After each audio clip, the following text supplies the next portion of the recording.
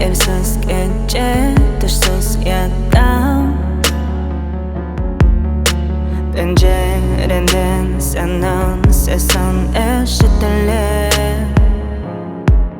Rüya benim rüya, gözlerim o günde. Bizim hikayemiz gene de canlanar o zamanda.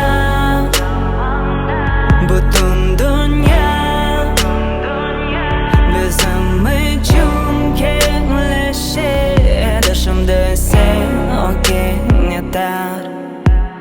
Geceler, arifler, duygular, hikayeler, yıllarım, gözlerim, senin tatlı sözlerin. O güller, izlerim, kanalı parmaklarım. O günler, günler, yurda ebedi kalır.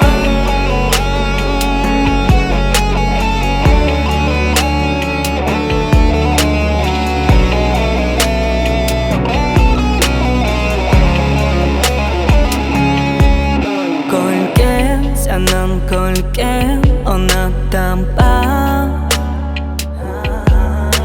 Her bir sözümle yerler alıp gitmekte. Yanım göresin yanım düşüncelerimde. Bizim hikayemiz gene de canlanar o zamanda.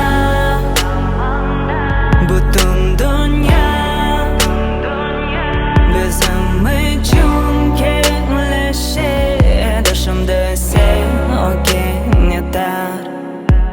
Geceler, arifler,